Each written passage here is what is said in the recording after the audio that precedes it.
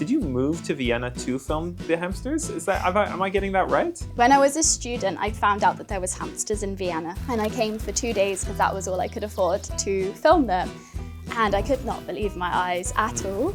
And 1 year later, I had moved to Vienna.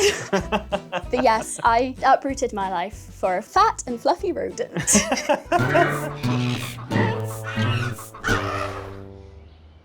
So this is a scene where the hamsters have gone from being very frivolous, very fun and cute to suddenly there's a bit of tension in the air because hamsters are quite naturally, they're loners. They don't like other hamsters. Uh-huh.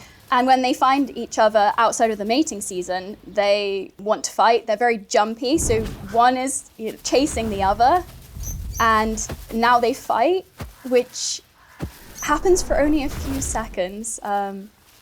It's quite funny because they're like, when it's in slow motion, but you can't see that with your own eyes. Wow. And yeah, it's just crazy because these little hamsters fight really fiercely for a few seconds. And this is filmed at, I think, 800 frames per second or something near to that. So you can really see it in a way that I couldn't see it when I was there filming it, until one of them gives up, runs away, and then the victor is victorious and has said, stay out my territory or whatever. Or maybe he just didn't want to see that hamster today. I've got so many questions about the dynamics of sort of hamster relationships, because that implies to me that there's this depth of hamster society that maybe people don't associate with such a small animal. You think about territorial lion prides and things like that. I think the concept of a wild hamster is pretty strange to lots of people who think of them as the pet store pet, right? Yeah. So what is hamster society like where they're having these sort of fights? In the cemeteries, they're in quite small areas, whereas in the wild, more in their natural environment is fields. But they are, they've been wiped out, unfortunately, of a lot of their natural environments over the years, decades and decades, because of intensive farming, roads, construction, all sorts of problems they face. But the cemeteries offer them this sanctuary where they don't have to worry about those problems. They're safe in the confines of these walls. But there's a lot of hamsters there, so they have much smaller territories. And this means that they're gonna bump into each other a lot more than they would in their natural environment. And so they are adorable, they are so cute. You see one, you're like, oh my God, they're so cute. But then they're actually really, really fierce. And as soon as they will see another hamster, they'll probably run off.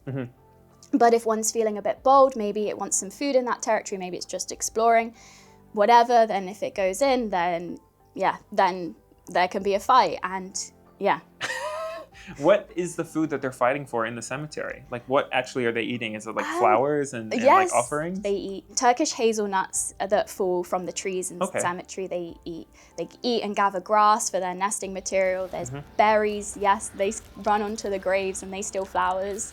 The more fresh, the better. So a gardener will put them out and potentially within a few hours, there's a hamster that's taken. Wow. They're buried in earth on the grave, and they take them. They'll eat candles sometimes. Candles? Why candles? I think because it has really high fat, and they're hibernators, and this is happening in the autumn, pre-hibernation. Tensions are high, food needs to be gathered. How does a typical day in the life of a hamster start? Basically? They're mostly nocturnal. They're active from the afternoon, but sometimes that can be very late in the afternoon. The cemetery closes and people have to leave. And then the hamsters get to do whatever they want. And then they go to sleep again in the morning. And if you're lucky, you might get there before they go to sleep, or they might already have gone to sleep. So really, I just get a window of a few hours of the hamster's day. And what's it like during that time? I mean, it's really weird when you're waiting for them to wake up, because you're just sat, there's none, and then slowly one comes up and you first, okay, I'll film this one. And then by the time you realize, oh, they're all up now, and it's just, and then they get up, especially in the autumn, gather food, nesting materials like grass to keep them cozy, and they just run back and forth, gathering stuff, putting it in their cheek pouches, and taking it to their burrows. And they have a series of chambers in their burrows. So Okay. they go down, I don't know exactly, but like at least a meter down. For a creature that's this big, you know, Yes. that's huge, right? And It's they a skyscraper. they have a storage room, they have a bedroom, they have a toilet, all separate rooms, No keep way. things clean. They might have other rooms, I don't know. Maybe Yeah, they, yeah, guest room, surely, right? A Maybe. sitting lounge. Yeah. And they have 2 entrances usually as well. Okay. They're amazing. And Yeah. and then the storage room, they gather as much as they can. Uh-huh. I don't know exactly how much, but a lot. And especially the females, they will wake up throughout the winter and they will need to feed, and then it gives them a great start to spring if they've still got supplies left. Yeah. Whereas I think the males are a bit more like, let's get fat and let's have a great nap. Oh, nice. They gather, Yeah, but sure. then they're more focused on Typical. fatness now. Do you know how much they can hold in their like iconic cheek? At least 20% of their body weight, could be half of their body weight. It really depends. I think if we were to try and put it into our, like, it would be like carrying like 8 to 10 kilograms of shopping back for us. Mm-hmm. Like, they get a lot in there.